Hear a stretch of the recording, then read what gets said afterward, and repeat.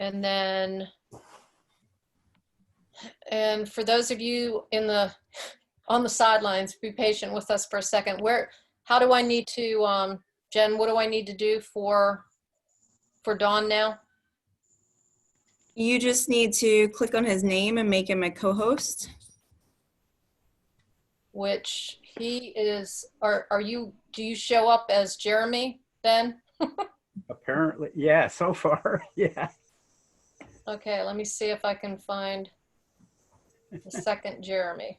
Yeah, I'm not able to grant host privileges, it looks like.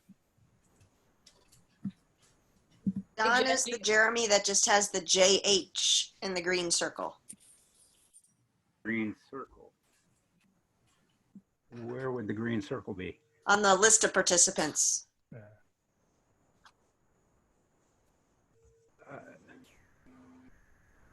Hey, Jen, do you mind just are you able to take back host privileges?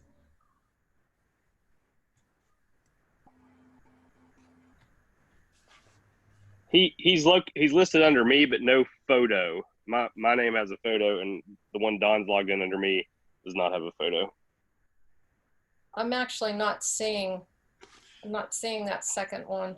So He shows Jen, up as the fourth one on the list. I see Don. Hey, Don. Hello. So Jen, if you go into the participant list and Okay, there we go. I see him. Okay. and click more, is that where it comes up to say make host?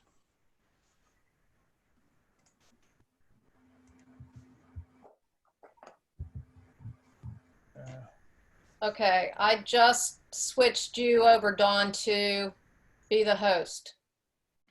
Oh, You should have access now. See if you can share. See if you're able to share your screen now, Dawn. all right. Let's see. Okay. Looks like I can. Okay. All right. Looks like we have a go then. So if you're ready, Dawn, we'll go ahead and. For those of you who aren't familiar with Don, he is our Central North Carolina bee inspector. So take it over, Don. All right. Are you seeing NCB update on your screen now? Yes. All right. All right. Well, basically what I'm going to talk about tonight is what the inspectors do. If any of you were at the spring meeting, I have to apologize because this is going to be an update of that update, but there should be a few more things going on in this presentation. But I like to start in the spring and what we see in the normal colony in the early spring, and everybody wants to know who's in charge, and this is essentially what you should be looking for, is not necessarily the queen, but that you have a queen. So what you really need to be aware of is, and I always like to say, if you don't have a good pair of eyes, get a good pair of glasses, because you do need to be able to discern the eggs from the larvae from the pupae, and be able to see that you've got a full complement of each and every member of the family. This picture was taken in late February, and you can see, let me see if I can get the highlighter out here. Yeah, and you can see these concentric bands of capped and open, capped, and then open again. This, like I said, she was laying a good pattern in the early spring. So even though there are gaps in here, if you were to able to zoom in on these open cells, you would see that, yes, she is a good queen, and she is laying right out to the perimeter of this pollen, and then beyond that, the honey. Speaking of that, this summer, I have visited a number of colonies that have starved already in July. So that isn't something that is normal, but it is something that has happened this year. So just want to make you aware of that while I have this photograph up. I hadn't thought about that till now, but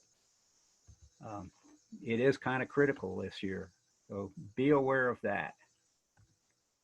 Again, this is the same picture a little bit closer up. You can see a little bit better what I was describing a moment ago, the open brood, the in between those concentric bands of cat brood. This is ultimately like what you'd want to see at any time of year, the full frame of brood, cat brood is ideal. This is going to be a strong colony, but again, in the spring, and actually this year, even as late as now, oftentimes that will stimulate swarming.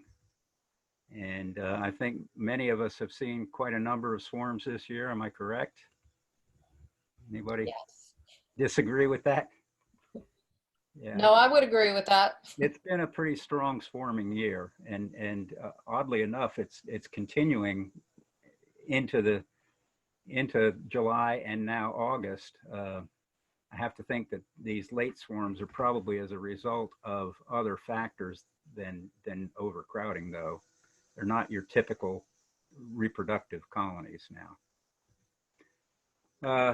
And in that early, what normally happens in a swarm condition, obviously, is the old queen leaves to establish a new colony, and back at the old colony, they've provided royal jelly to several cells to have a new queen emerge. The first of her duties will be to try to compete with any rivals that may also have emerged, and or sting them in the cell before they even get a chance to. The parent queen, in the meantime, will have gone to a new location. The bee that we see here in the center of this picture is one that is producing quite a bit of fresh wax on her wax glands. These four pairs of glands on her abdomen, and the other workers will take that and manipulate it with their mandibles into comb, so that the new queen, or excuse me, the old queen, will be able to start laying as she gets going. Well, that's a little bit of the life cycle of what's going on in the old queen and the new queen and the old colony and the new colony. But what's important as far as the state of North Carolina is concerned, in what our job requirement is to make sure that there are enough healthy bees to provide the pollination services that need to be rendered to our growers. And in the early spring, one of the first crops is the apples, of course. Probably the biggest crop that we have is the blueberry crop. And I like to show this picture of an honest bee. Whoops, let me back up. An honest bee doing her job properly. She's entering that cell, or that flower, the way a bee that is pollinating that flower will successfully do so. You can see this little damage on this flower here and damage on this flower. That's caused by a carpenter bee probably. And yes, sometimes the honeybees will take advantage of that and not approach the opening of that flower successfully. But if there are enough honeybees in that yard, they will. And in this case, you can see it's a good strong colony. As you look out into the horizon, all that you see until you get to that tree line is blueberries. This is taken down in Pender County, and there's extensive acreages of blueberries. And it requires quite a number of bee colonies to provide that pollination service. This particular operation came back from California and set down, I think there was 100 or so at this setting. So there's quite a number of bees providing that pollination service. One of the things that we make sure is that when they do come from out of state, that they're healthy and doing the job that they should be doing, and not potentially contaminating our our local bees. And also at this time of year, many of our beekeepers and some of the migratory beekeepers from out of state prepare to move up further north into other areas where the pollination services are needing to be taking place later than our earlier season. When we're looking at the bees, probably our busiest month is March and April. And these bees were owned by a beekeeper from New Jersey. He had just gotten off the blueberry operation and is going to be putting them on blueberries and apples in New Jersey or New York. So that's why we exist. Now many of you are aware that bees are not as easy to keep as they used to be, and some of the things that occur are diseases. Pesticide is a problem. Some of the things that we have to deal with, and this is probably what occupies most of the beekeepers' concerns, is how do I keep my bees alive? So we'll see if we can't talk about that. Either way, if there are any questions as we go along, please submit them, and we'll try and answer them as we go along. And then we'll also, at the end of the talk, we'll have plenty of time to discuss things too. One of the things that's kind of interesting in the blueberry area, yellow jasmine is a flower that is toxic.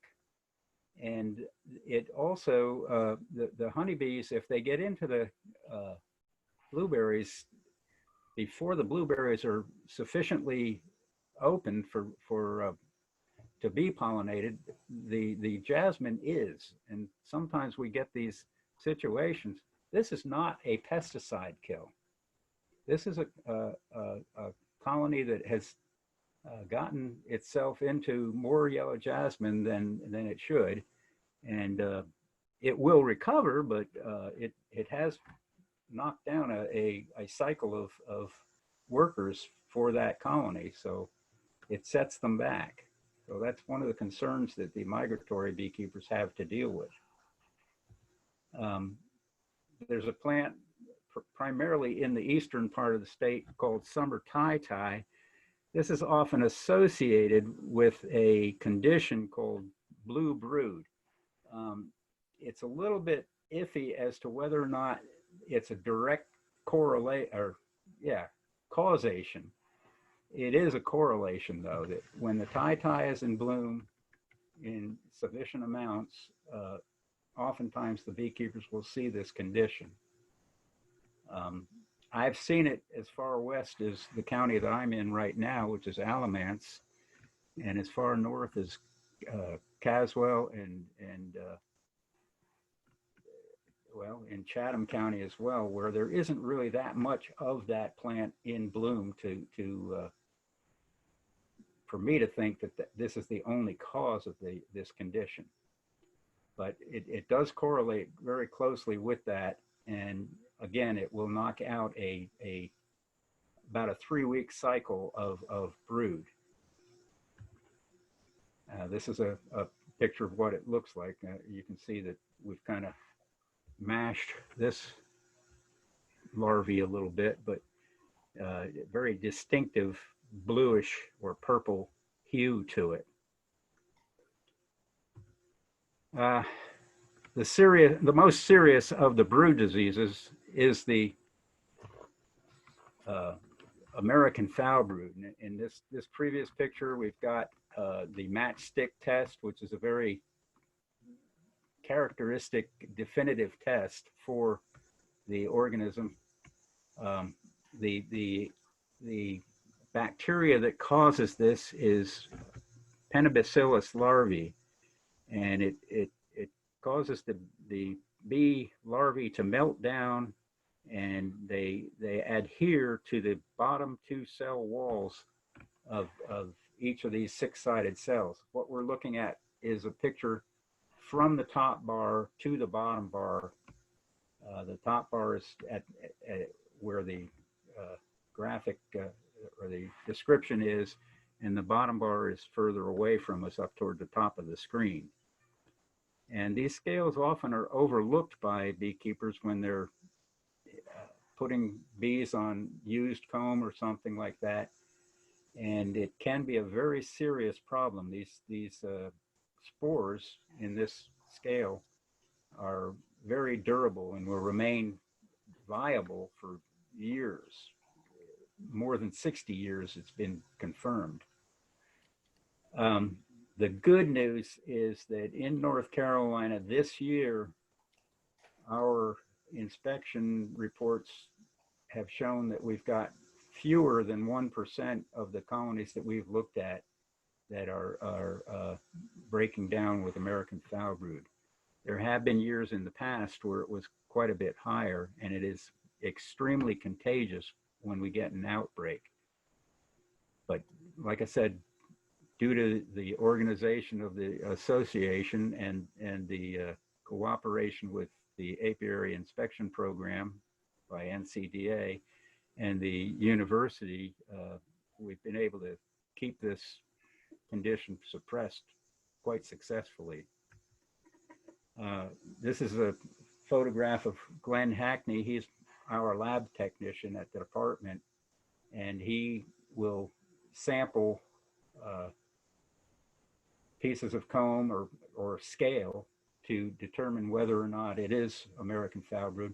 What he's doing in this particular photograph is another adult bee condition. He's dissecting the bees and looking for nosema and for tracheal mites. But this is what he would be testing for if it were a sample that might be needed to be checked for American foulbrood. And this photo here, I think we can see if we can click this and get this to work.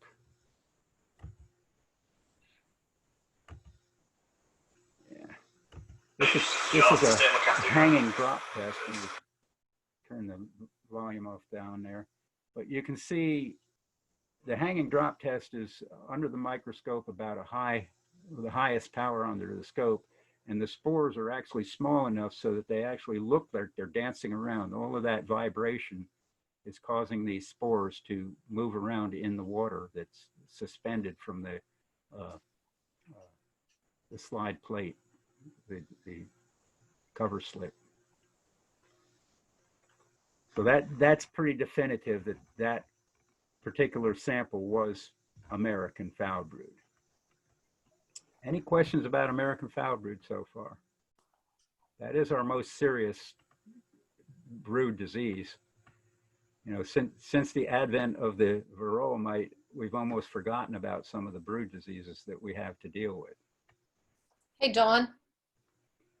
This is another situation that we have come into see much more frequently recently is European foulbrood.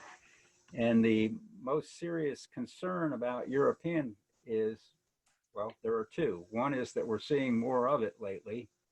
And the other is that it often can be confused with American and will cause a lot of distress with the beekeeper. The good news about it is that the organism that causes this is not as durable, and the remains of the bee are not quite so difficult for the workers to remove. The adults can get ahead of this if need be, which is not the case with the American foulbrood. American foulbrood, you pretty much have to sacrifice that colony. This one is considered a lesser disease. Some of the other lesser diseases will be shown shortly. Hey, Dawn. Again, this is also a bacteria, and the although it doesn't form a spore, it can reside in the comb. But Melissococcus plutoneus is the organism that causes this.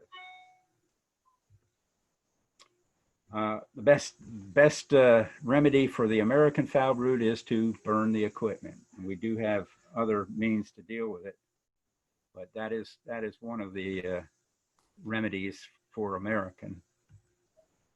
We do have over at the Dix facility in Raleigh, we have the ETO fumigation chamber, and that is still working. And if we encounter any brood diseases, we can fumigate the equipment.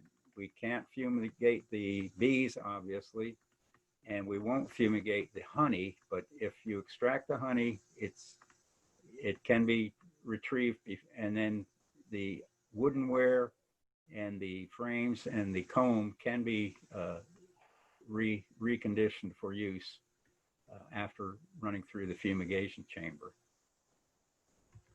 So those are some of the things we do. At this time of year, we get a lot of calls for Africanized honeybees. That is not what we see here, but we also get a lot of calls for them. This is a yellow jacket nest. It's amazing to me how many people claim to know the difference between honeybees and yellow jackets. And when we visit them, they say, well, the nest is over here. We'll usually ask them over the telephone a number of questions. Is it close to the ground, or is it in a hollow tree or something? And they'll usually say, yes, it's close to the ground, but they won't say that it's underground. So we often get calls that are a little bit bogus. One of the things about the yellow jackets, though, is also you may see, again, at this time of year, some threat to your colonies. I like to think of the yellow jacket as sort of the predatory canary in the coal mine. If you're seeing yellow jackets around your hive, there may be something that's going on in the hive that needs investigation. So this year, besides the yellow jackets, probably a number of you have heard about the murder hornet. That is not in North Carolina. We have been looking for the last 2 or 3 years and hope not to find it. We do have a number of species of wasps and hornets that enough people confused with them. A number of people here in North Carolina will call the European hornet the Japanese hornet. The Japanese hornet is a distinct insect from the European hornet, and that Japanese hornet happens to be the one that the press is talking about lately, the Vespa mandarine. Vespa crabrow is the European hornet, and that we do have. And you may see them, or you may get a call from a neighbor or a non-beekeeper about them. We are wanting to make sure that we get a good photograph or a good sample to make sure that it is not Vespa mandarin. That's one of the things that we are doing in our apiary program to assure ourselves that it has not arrived in North Carolina. That is the one that you've probably heard about in the state of Washington. We do also sometimes find honeybees that are in odd places. A water meter like this, we want to take a sample, and what we do is we measure the wing length. I think a number of you remember Will. This picture's a little bit old here. Well, everybody in this photograph is quite a bit younger than now. But this is a fast identification system. If the wing is over 90 millimeters, we know that it's likely to be European. If it's under that, it's suspect. If it's under 88 millimeters, we're concerned, and then we have to do a full body morphometric test. There are more advanced methodologies for identifying that now through molecular testing, but this still is a standard that has been established, and it does need to be readdressed, but it is sort of the standard that the federal APHIS has used. for all these years since the early 80s. I think a number of you have probably lived through the tracheal mite days. This is Acarapis woody. Nosema is something that has kind of been of concern in the last 10 or 15 years ago. We have identified not only Nosema apis, but also Nosema cerana. And in fact, Nosema cerana seems to have overtaken Nosema apis as far as the common malady. As far as treatment, I wouldn't make any specific recommendations. Fumidil is available in a new formulation, but unless you've got a really severe case of it, this particular photograph shows quite a number of these oval spores, but unless you've got a case like that, I don't think I would bother to treat. I certainly wouldn't for pre-treatment. The small hive beetle was first introduced into North America probably in 1997. It was first identified in 98 in Florida, and it was later determined that it probably entered the country either by way of Savannah or Charleston, South Carolina. And in parts of the state, it can be a problem. In most of the state, it's not that big a deal, but the type of weather that we've had lately, hot, muggy, damp, this can take over a colony, particularly a colony that has either, I talked a little bit earlier about the number of late swarms that we've had. A colony during that period of time where they're between queens, the small hive beetle is very opportunistic and can do some damage to a colony that is not sufficiently robust enough to keep itself aware of some of the conditions that cause it. This is the immature stage of the beetle, and this is really what is of concern. The adult beetles are not in and of themselves much of a problem, but if they get to the point where they're laying eggs and reproducing, this is where the small hive beetle can do some damage. So again, if you're in your hives, and you should be in your hives to look for varroa mites, keep an eye out for beetles, and in particular on the perimeter of the hive, look out for beetle immatures, the grubs and the larvae. This is an unusual situation, but this does show the potential that the beetles can wreak on a hive. This is a young bee that is trying to emerge, and what you see on its where its wings ought to have been are these are the eggs of the small hive beetle, and you know, this is a very immature first instar larvae of the beetle, and this was a fairly good nuke, but it just collapsed under the pressure of the small hive beetle. Anybody not know the varroa mite? We're going to have to talk a little bit about this. It's the right time of year to be prepared to treat, and it's certainly the right time of year that you need to be doing some mite assessments. In other words, sugar shake or some method to assess your mite numbers. This is an adult female here.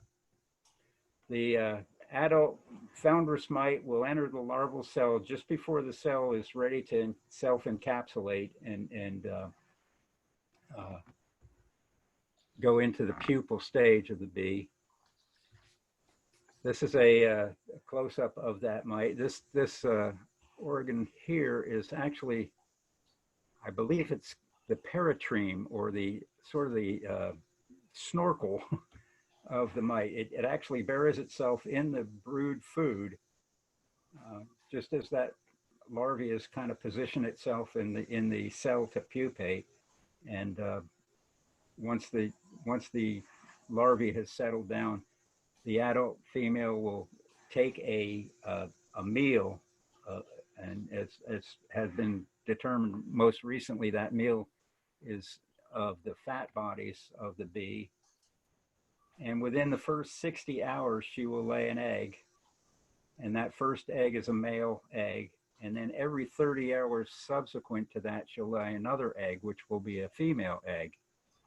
And the way that works out is these mites on a worker bee, this particular picture happens to be a drone bee, but by the time a worker bee is ready to emerge, the foundress mite and her first daughter and perhaps her second daughter are fully ready and reproductive to re-enter another cell. In the case of a drone, if you recall, they're in that pupal cell for an extra 3 days. Keep in mind, for a worker bee, it's 3 days as an egg, 6 days as a larvae, and then 12 days as a pupae, which is 21 days. In the case of a drone, it's about the same for the egg and the larvae, but that pupae is in there for about 15 days. And so that extra 3 days allows more mites to be fully reproductive when they emerge, if they emerge, because the damage that they can do might be too great. In this particular photograph, this is an awful lot of adult, fully developed mites for one individual bee. So he probably wouldn't have emerged. Assuming that he does emerge, or that the pupae emerges, the next thing that mite is going to do is latch on to an adult, and then attach herself to the adult nurse bee to re-enter another cell and reproduce all over again. One indicator of a high mite load is this is the excrement that the bees, or excuse me, that the mites leave, usually on the uppermost cells. Remember, we were looking from the top bar to the bottom bar for the American foul brood scale. In this case, we're looking from the bottom bar to the top bar, and we see on the upper two cell walls this white residue, or the excrement of the varroa mites. So that's one very general indicator of a high mite load. There are better ways to determine what the mite load is. In this photograph, it's pretty obvious that we have a varroa mite on this bee. What we also have are several bees with deformed wings, and we're learning not enough yet about viruses, and that goes for humans as well as bees. But having said that, there is a myriad of bee viruses, and some of them are descriptive. A lot of beekeeping terminology is pretty self-descripting. You know, a super goes above or superimposed upon a hive. A hive body is pretty obvious, but you know, foul brood has a foul odor, and it affects the brood. In the case of some of these viruses, these bees with deformed wings are afflicted with a virus called deformed wing virus. Another virus that's pretty self-descriptive is if the larvae comes out or the pupae comes out as a sac of liquid, that's probably sac brood virus. This kind of greasy looking bee here, she is exhibiting a symptom that is likely to be chronic bee paralysis virus. I don't know if this, let's see if the next one will do that. This is a little bit of a video clip of this bee that is sort of trembling and quaking and kind of just not normal. She is apparently afflicted by chronic or one of the one of the paralysis viruses. And in this case, it was determined to be chronic bee paralysis. We took a sample of these to David Tarpey's lab, and Aaron was able to identify that the high level of virus material. So what can we do about all these things? Well, we can't do much about the viruses, as we are too acutely aware of, even in our own human condition.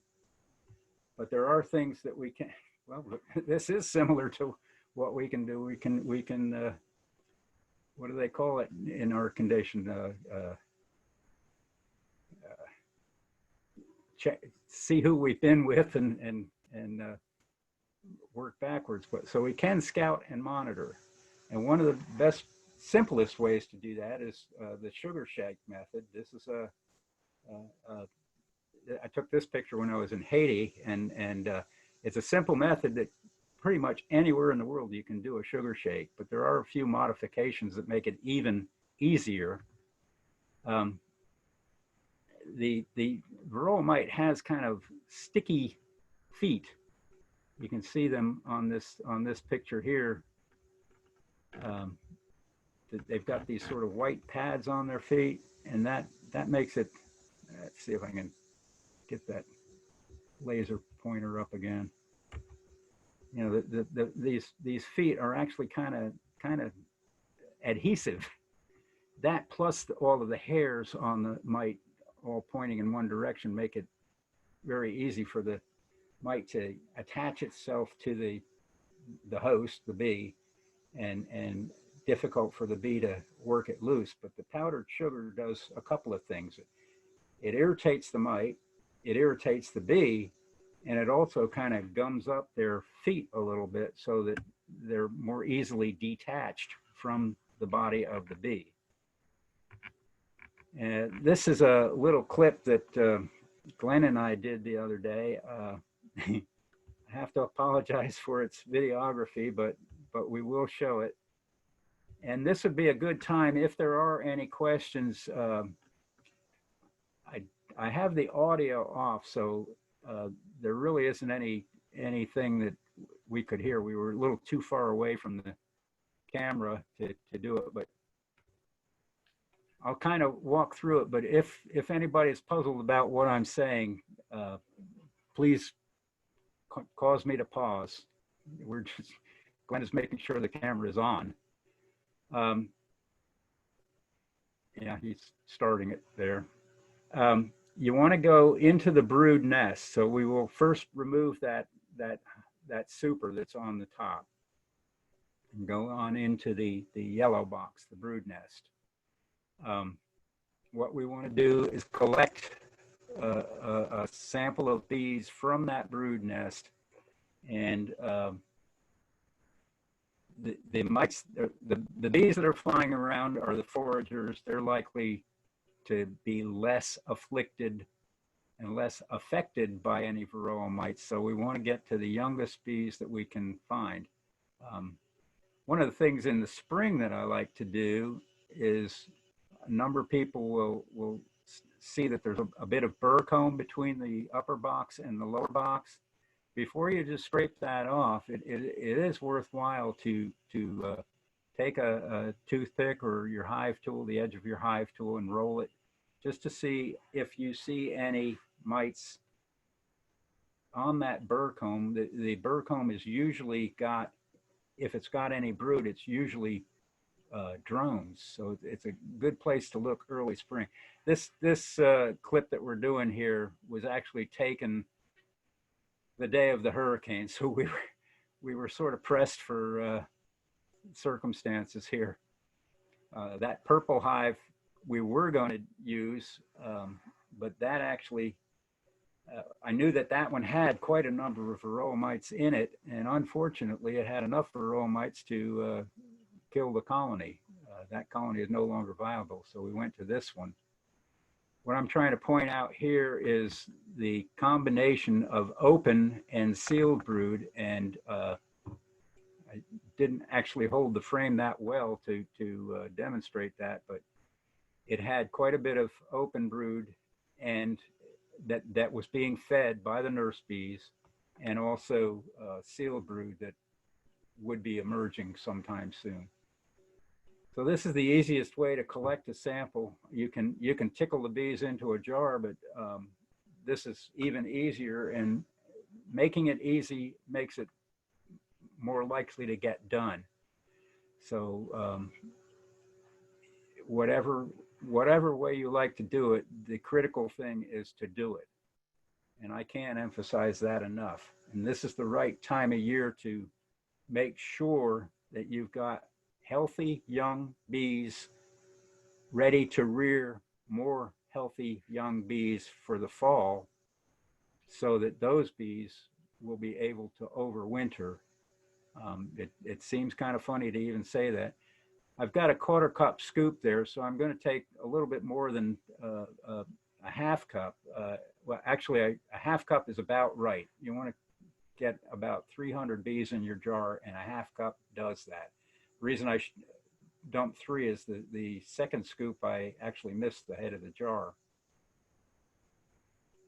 Put the rest of the bees back, and what I'll do now is I want to kill a little bit of time after I put the powdered sugar in, probably anywhere from 5 to 10 minutes, allowing the sugar to get integrated into the bee's body and loosen up the varroa mites. As I said, you know, it kind of irritates the bees. It also irritates the mites, and then it kind of clogs up the mites' feet. So you'll see me sort of demonstrating to Glenn where the mites will try to get underneath the sternites of the bees. I do my little demonstration of that, I think, quite soon when he asks me. You want to make sure that the sugar is fully incorporated in the bees. Yeah, he's asking me about that right now, I believe. And so you can go on about your business with the rest of the examination of the colony if need be.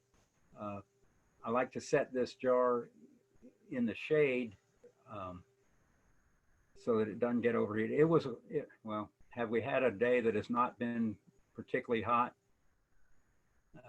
I was going to try and set that lid up to make it a little bit higher, but I like to use that disc that Glenn has is just a bucket lid. And yeah, here I am demonstrating how the mites will try to loosen the bees, or excuse me, the bees will try and loosen the mites off of their body. So we're gonna take our pan here. It's just a bucket lid. And I like to pour a little bit of water in that. And I found that in doing that, the sugar will dissolve. It's powdered sugar, 10x powdered sugar. The sugar will dissolve, and the mites will float on the surface tension and be so much easier for me to see. You could do it on that hive body lid, but I just found it simple to see how many mites there are in a lid like that. In a moment, we'll get to that. Again, I am kind of dawdling a little bit just to make sure that there's enough time lapse between collecting the bees, introducing the sugar to them, and actually shaking them. If you just put the sugar on there and shook it out, you'd give yourself a false positive. The other thing that occurred this day, again, the storm was imminent. This was just hours before the hurricane came in Raleigh. And so you want to make sure that your powder is dry. If it gets gummy, you're going to give yourself a false negative also. So here we go. Again, we're just going to shake these bees over that lid. Again, the other thing that I neglected to mention earlier is it's a piece of 8 mesh hardware cloth that we have in the lid of the jar. That's big enough for the mite to fall through, but small enough so that the bees won't fall through. And you simply shake it like you're putting salt on a sandwich. You know, just it doesn't have to be extremely vigorous, but you do want to make sure that you dislodge the mites. The wider the mouth of the jar is, the shallower the pile of bees are in that jar. So that also helps to not be playing pinball with the mites from one bee to the next. That's another thing to do. The tips I'll try and review. Select the bees that are from a open brood frame, young bees. Make sure your powder is dry. Allow enough time for the bees to get incorporated with the sugar, and then shake them. And it's a good idea, if you don't find any mites in the first shake, shake it another time. And in this particular hive, it was in good shape. I'm going to go ahead and click to the next slide to show you what may or may not occur. This is not what you want to see. This sugar shake, what do we have? Probably better than 40 mites in this sample. The recommendation that's put out by most of the researchers at this time is you want to have fewer than 9 mites in a 300 bee sample. That's 3 mites per 100, and that's the threshold. So anything over 9 mites is it's time to treat. In this case, they treated immediately. This was way over the top. So are there any questions so far about doing a sugar shake? Yes. Yeah, I see you. I don't think you're hearing. Can you hear me? How do I let you in? I think he said your volume might be turned down. Your volume changed maybe whenever you were Participants?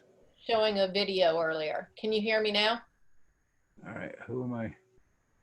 It's I'm Kim. gonna unmute all of you. Okay. I've Okay. unmuted everybody, I think. Okay, can you hear me now, Dawn? Where are you, Kim? I should be up near the very top Shoot, of, I don't see you. Oh, there you are. at the very top of the list. Can you hear me now? Are you on now? Yeah, can you hear me? Oops.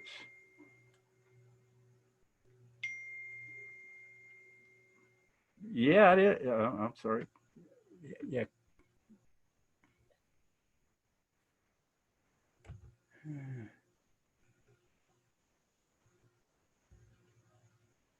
I'm not sure. Was that Jeremy or texting you? That was me texting him to see if his speakers were on. Are you on now, Kim? I am speaking. Can you hear me? Ah, shucks. And I'm not muted. No, I can't hear.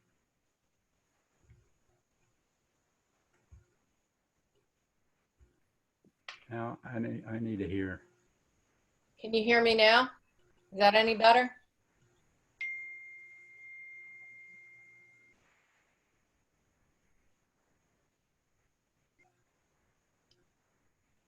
Okay, so they're saying, everyone else is saying that they can hear me, so it must be a setting on Yeah. your side, Dawn.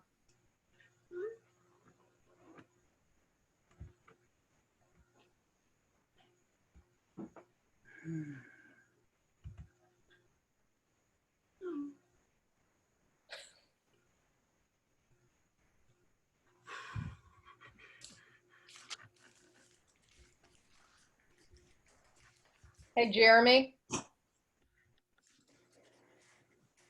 Yeah, go ahead. All right. Can you hear me now? Yeah, are you hearing me, Dawn? Yeah. Yes. Yeah. Okay, I apologize. And thanks to everyone for being patient. So specifically to the sugar shake, Beth Harris had a question and she was asking for the group mainly, is there an advantage to doing the powdered sugar versus the alcohol wash? Whichever way you feel most comfortable doing it is the best way.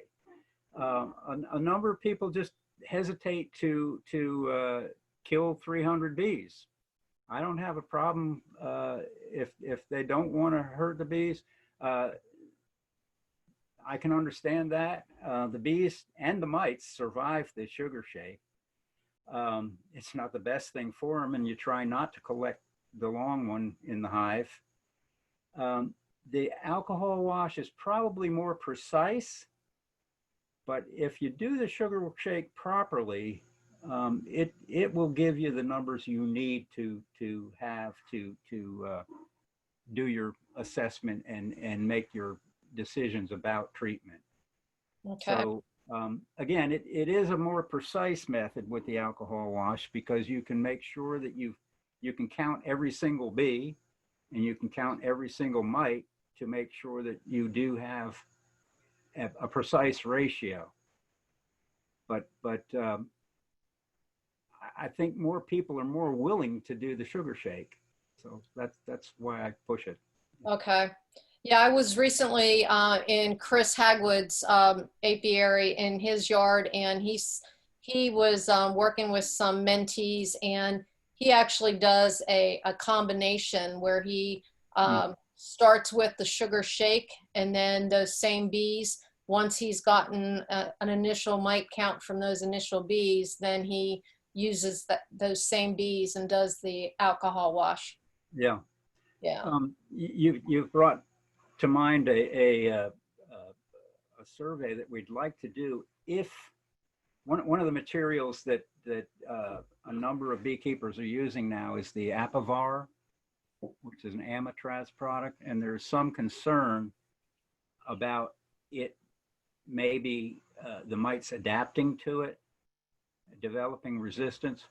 Besides doing your sugar shake now or your alcohol wash now, what you want to do is make sure you follow up with whatever material you are using. And the next several slides I've got are about what we've got in North Carolina that's registered. But if that material happens to fall into the category of not working, you want to know that. And one of the methodologies that the alcohol wash is integrated or incorporated in is doing a exposure of the material in a measured sample of bees to the active material. In this case, it would be the apivar strip, allowing the mites to drop over a set period of time, and then collecting them, and then doing an alcohol wash on the remaining, on the sample bees to see if there are any remaining mites that did not succumb to the material. And that would be one way that we can learn whether or not we are facing another resistance. And so this is something that if you're using a material like that, and if it doesn't seem to be working, please let us know that we can help some of the people at the Baton Rouge lab determine whether or not the material is working or not. That makes sense. Okay, I'm gonna go ahead and click to the next picture, but keep asking the questions now. And I'm just gonna keep going. Are you seeing the screen, or is my picture of everybody? No, we have the screen. Can we breed bees to resist? Okay, good. That's where I want to be, but keep asking questions. Okay.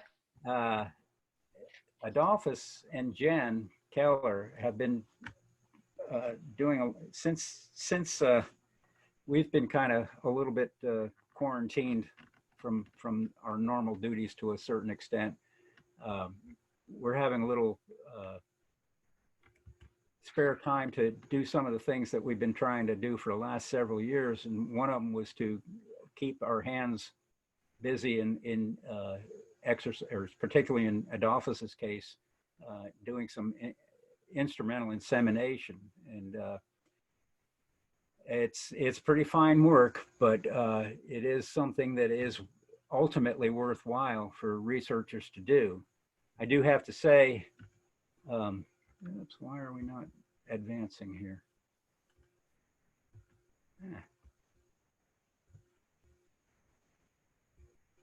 Why am I not advancing?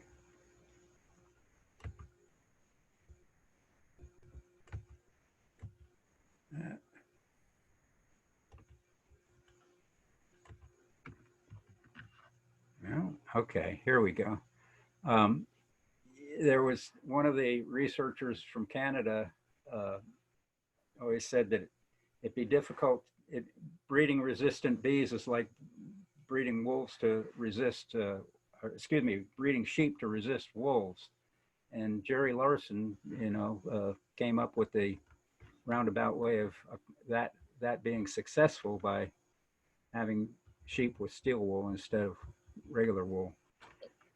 But the materials that are available in North Carolina at the moment, and we'll discuss each and every one of these. The Apistan strip, the active material is fluvalinate.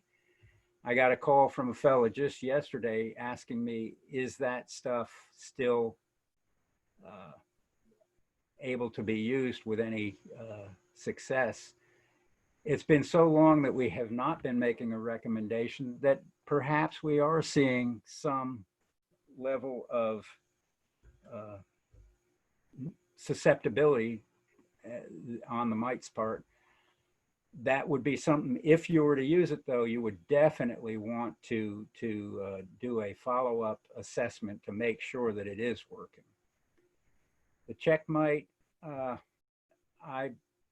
it's kind of come and gone. The first two, the Apistan and the check mite, both of them, I'd be very cautious in making a recommendation about unless you were willing to follow up with a reassessment, because that's when we learned about resistance. Most beekeepers were unfamiliar with the way that organisms can develop resistance. This next row, the Apilife var, a thymol product, the Mitaway quick strips, another fumigant, and the Apigard. Those three are fumigants. They all work in the right conditions, but as you are acutely aware of here in North Carolina, we have weather to contend with, and the weather is pretty warm for these fumigants to effectively work. They can run the bees out, and you have to be very careful about being aware of what your temperature parameters are in order to get these things to successfully do the job.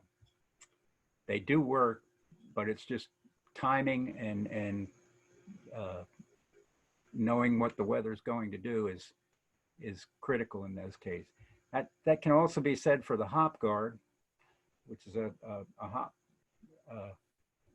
side product of beer making. The Apivar is the one that I just mentioned, the Amatraz product. This is one that is probably the most popular with the commercial beekeepers, and so far we're not seeing any significant amount of resistance, but we want to make sure that that remains the case.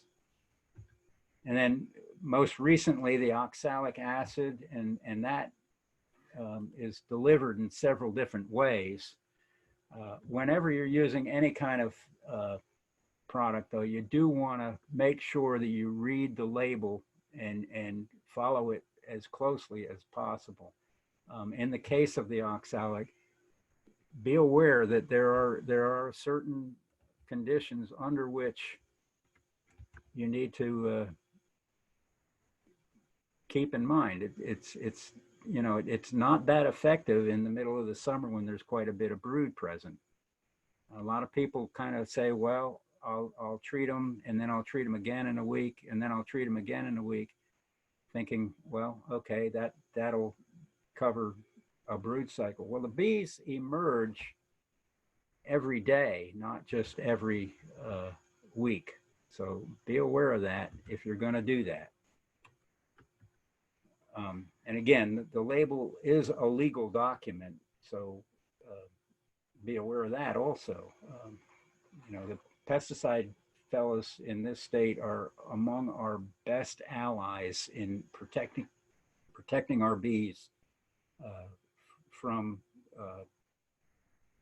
unregistered use or illegal use by people against our bees. But we as beekeepers also need to be using these products correctly, or you know, we can't cry wolf if we are the wolves. Some pesticides are harmful to bees. This particular picture I like to show, this is not a pesticide kill. Anybody know what's going on here? Is everybody on mute again, or?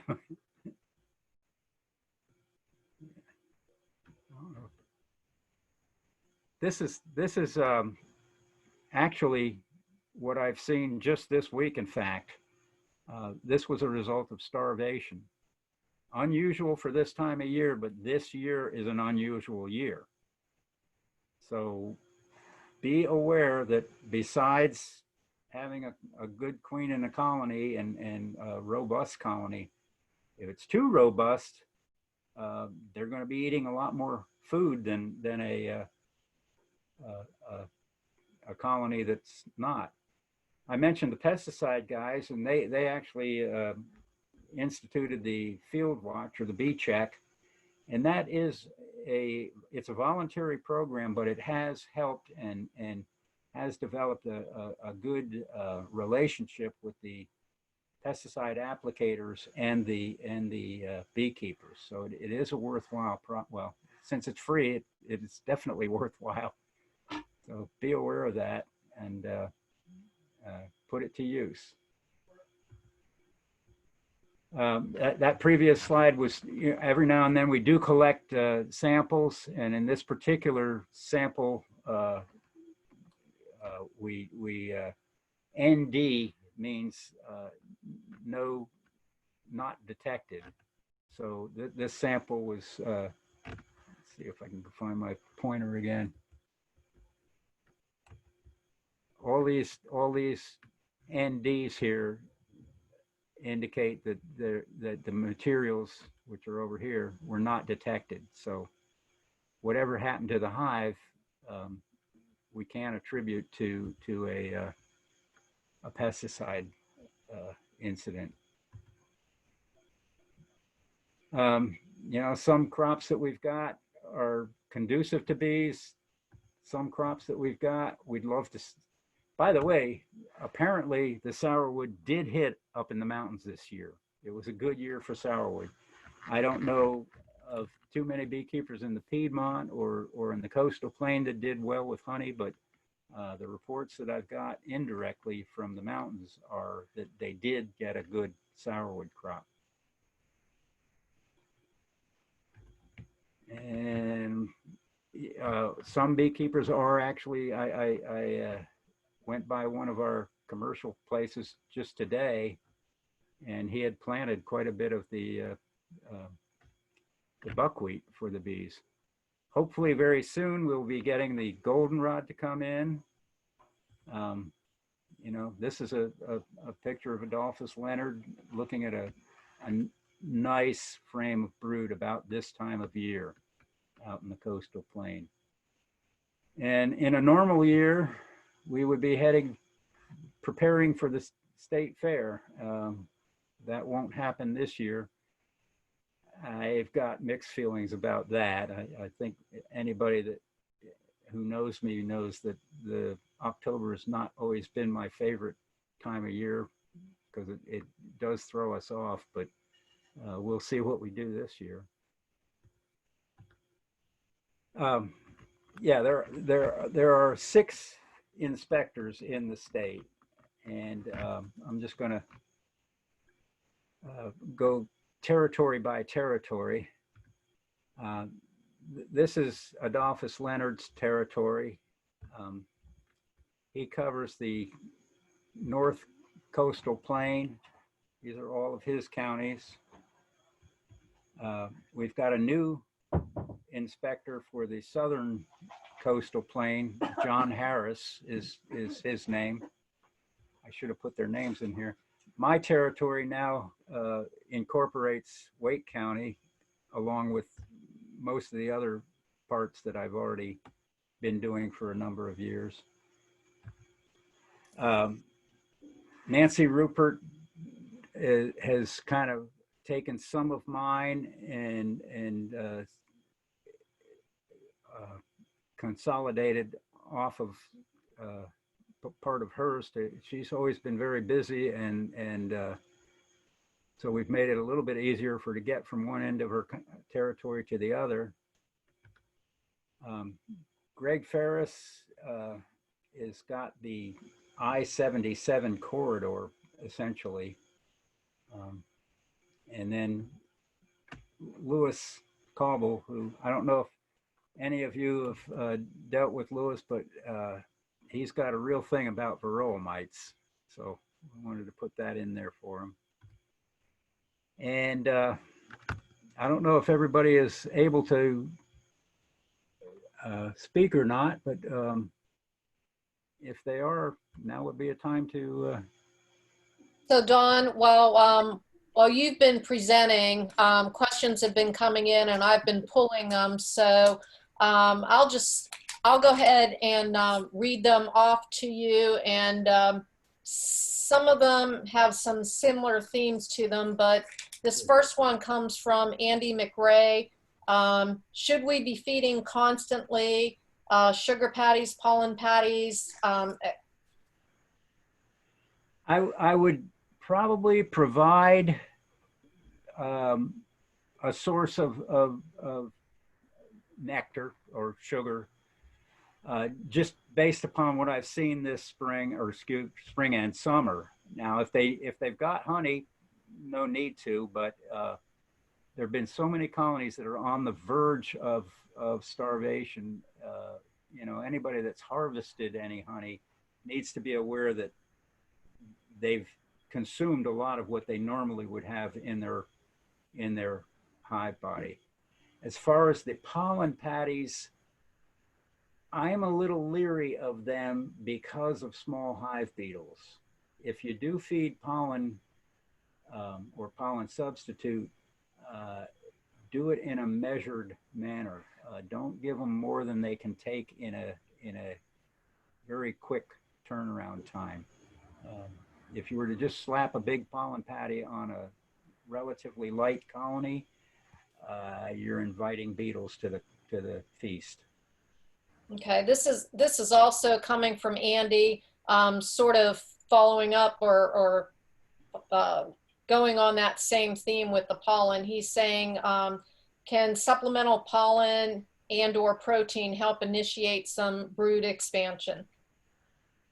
It certainly can in the spring, and it can at this time of year, but again, be careful. It can also stimulate beetle brooding. But Okay. yeah, it can. Okay, and this one's coming from Greg Morrison. Are out-of-state professional pollinator services required to obtain a permit prior to getting here to North Carolina? Yes. Yeah. Simple question, simple answer. Okay. Yes. Let's see. Ken Cobb's asking, when Glenn is in the lab working on the American foul brood, are there special precautions taken after he's done working with the American foul brood to clean the lab? The table surfaces and things like that. Yeah, well, nowadays we do that anyhow. But yeah, he was already, this current situation with us, I think he was prepared for all his life. He's pretty festive. It's kind of ironic. If you were to look at his vehicle, you wouldn't think so, but in the lab, we do try and keep it clean. Yeah. Okay, and this is another one coming from Greg. What percentage of the American foul brood cases are coming in from like bordering states? Good question.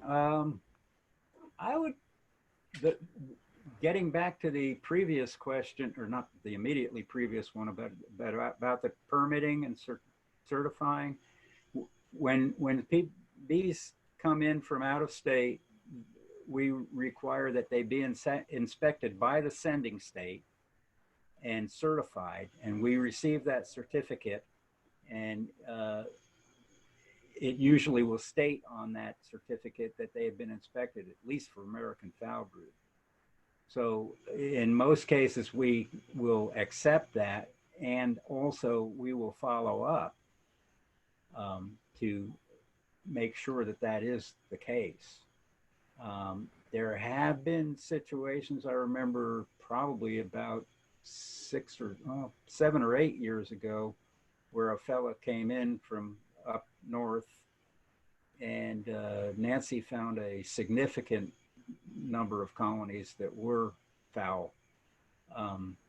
And that's not the norm. Normally, that fella came in sort of under the radar. We hadn't received a certificate from the sending state, nor had he applied for one. But yeah, we informed the sending state, and they let it be known to him that he had violated their laws as much as ours. Yeah. Okay.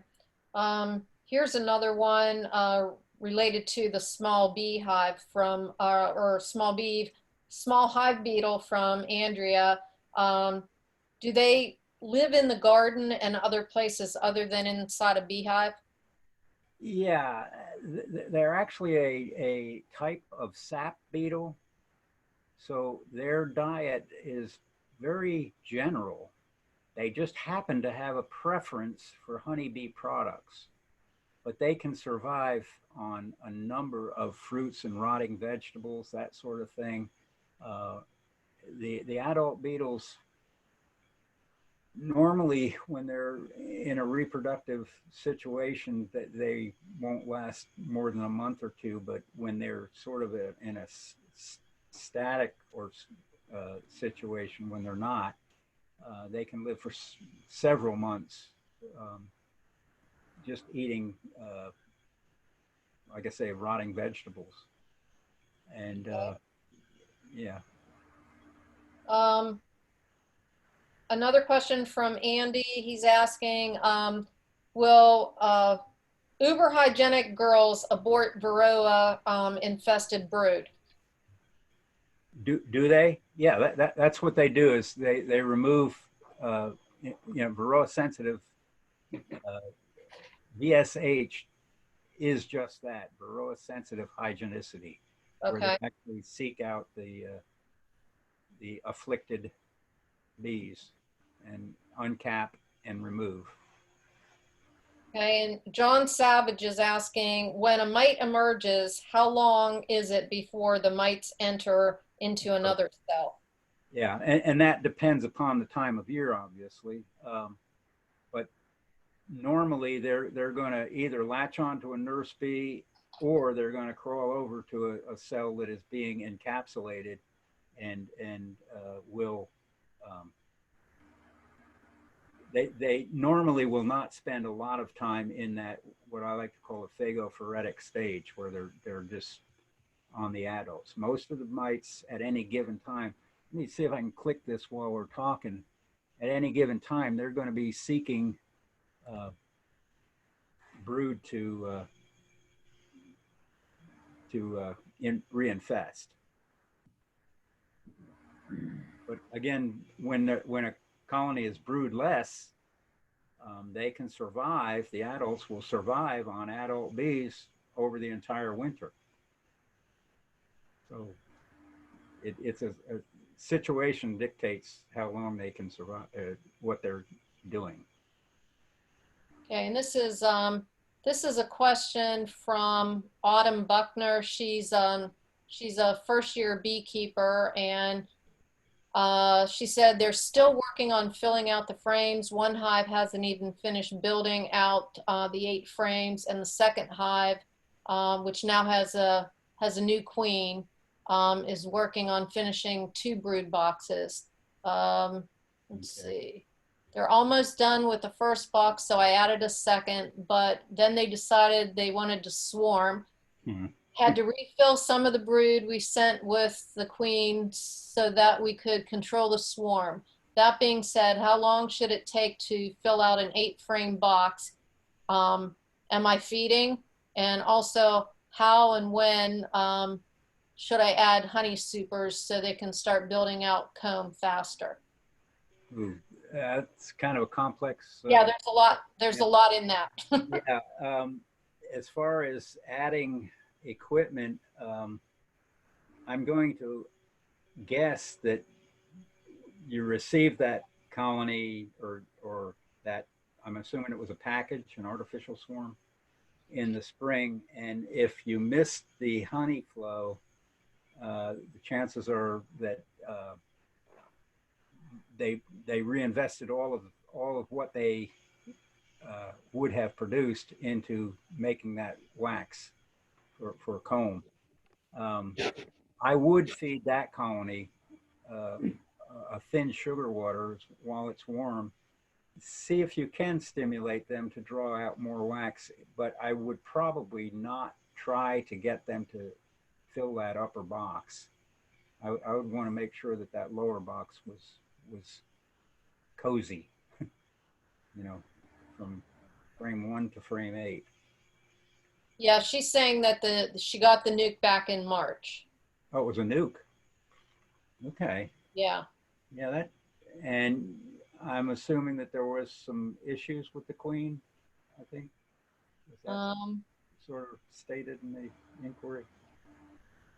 Yeah, Autumn, if you can hear me, did you have some issues with your queen?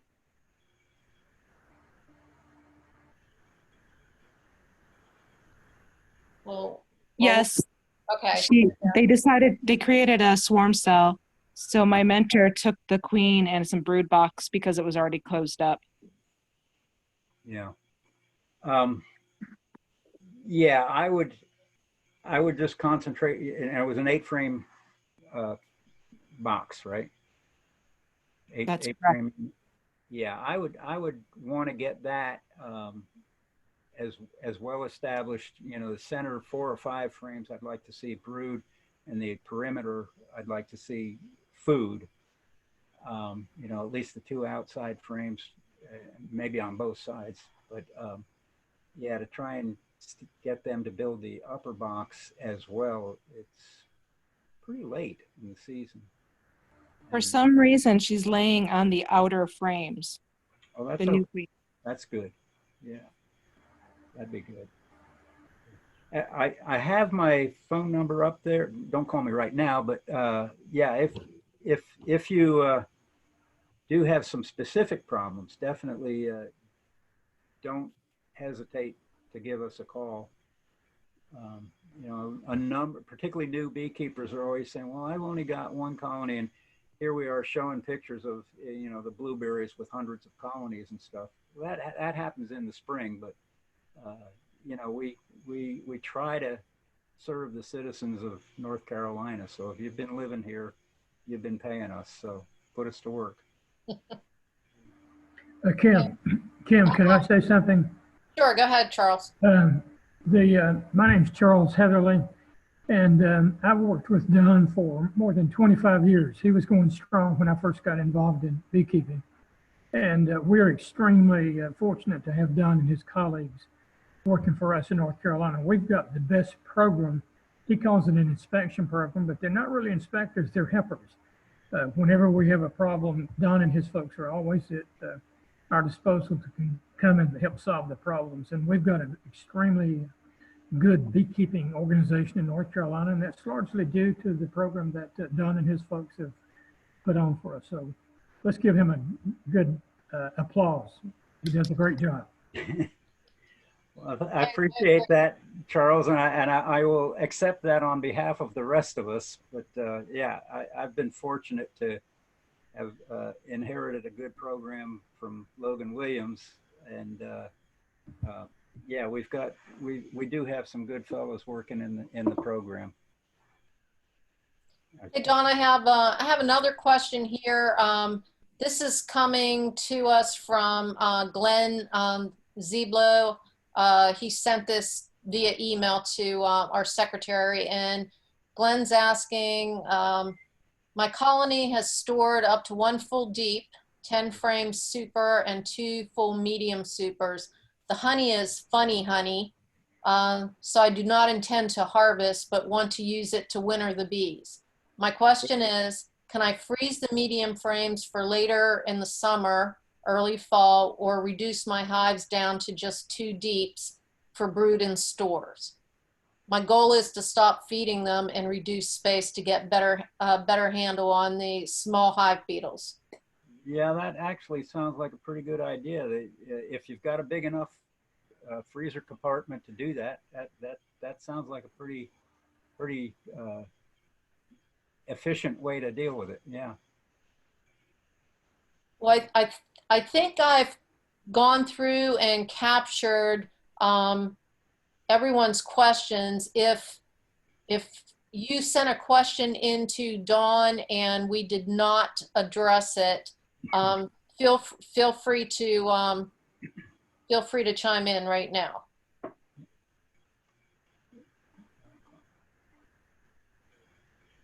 I don't hear any. Well, I appreciate your inviting me, and sorry about the technical. Oh, no worries. That's on my end, but, we tried to eliminate those through doing the practice call. Our practice call last week went well, but you know, trials and tribulations of doing a virtual meeting. Yeah. We'll get back to normal eventually. But, Okay, yeah. well, Dawn, I just want to thank you for your presentation tonight, and we're going to just take a few minutes to do our regular business meeting. You're welcome to hang with us. If you need to cut out, we certainly understand that. I am going to go ahead and sign off. And again, I hope everybody that needed to wrote that phone number down. But, okay, we'll be sure that we get it to the group via this meeting will be available to everyone at some point here shortly, so they can capture it there, or we can certainly post it on our Facebook pages and the website then. okay. Well, thanks Okay. again. I'm going to leave now. Okay, thanks, Dawn. Yeah. Bye-bye. Bye. Okay, since we didn't have much of a change from last meeting, the treasurer's report pretty much remains the same. And Susan and Beth, I'm just going to go ahead and read those. The current balance today is $12,039.34. We didn't have any deposits, and we still have our $80 in petty cash. According to Beth, we've had 3 additional new members sign up since last month, bringing our total to 330 current members for 2020. So that's 12 lifetime, 116 new members, and 202 returning members. Okay, and Keith, if you can, there you go. So here you can see I've tried to capture some of the monthly events that have been happening virtually while we've all been shut down. The NC State Apiculture's biweekly hive chat is tomorrow evening, 7, with guest speaker Mike Simone Finstrom. And that's also going to be talking on varroa mites, and you can see the link there on their YouTube channel. The Be Informed Partnership, I didn't get an update on the topic, but that typically is the last Thursday, or it will be August 20th. And so as soon as I get the topic for this upcoming meeting, I'll go ahead and get that out to everyone. The Bug Fest is going to be held virtually, and since there has already been a few other organizations that are representing the bees, this year we're going to probably sit the Bug Fest out unless somebody comes up with a super fantastic idea that we can pull off in the next month. Anywhere between 15 minutes to 45 minutes is what they typically are looking to fill. And then as Dawn said, and many of you have already found out, the state fair has been canceled, but Steve Troxler remains hopeful that we're all going to be able to return and attend the fair next year. So fingers crossed that we're in a better place this time next year.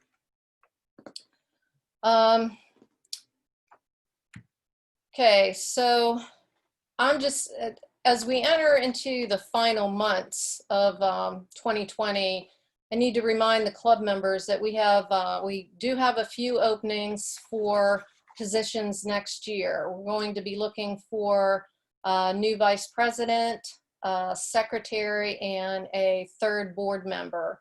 So if you're interested in serving any of these positions, please let me know as soon as possible. So far, and I apologize that I don't have the full nominating committee in place at this moment, but at the current time we have Charles Heatherly and Greg Morrison will be serving as the nominating committee, and so we're lacking 1 member. If there's anyone out there that can help Charles and Greg fill that position and help us to come up with our slate of officers, it's one of those positions that it's important to find the right fit for the group for our upcoming year, but it's a short-term commitment. So just really means helping to make some phone calls and emails and follow up on anyone that expresses an interest in filling those positions. And then sadly, in the meantime, we'll be saying goodbye to Gordon and Beth and Rick, but also want to thank them for all their hard work for their terms. And I would encourage you guys to reach out to them and thank them personally. And, because we all know that this has been a strange year, and it has meant putting in some extra hours for everyone to pull off some of these virtual feats. And then if if Keith, if you can switch over to that last slide. Sadly, we got news earlier this week that we lost a club member. Ron Whelan passed away this week. Ron attended our 2019 B school, and he became certified the same year. Ron shared his love of beekeeping with his daughter, Veronica, who is also a member of our club. So I would ask that you keep Veronica and Ron's entire family in your thoughts and prayers during the difficult days that they have. Just if anyone else, I think, I'm not sure now that Dawn has dropped off the call, not sure if you guys all still have open mic access. If there's any other comments that anyone has, any business or anything that we might have overlooked.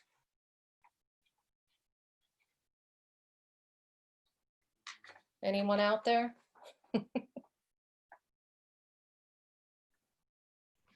No? Okay, then I'm just, in closing, I'd like to offer my continued thanks to our officers and club members for hanging in there and supporting the organization during the past months from home.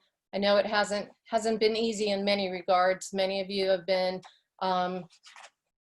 juggling hats and doing multiple roles. So thanks for participating, and we hope to see everyone in person soon.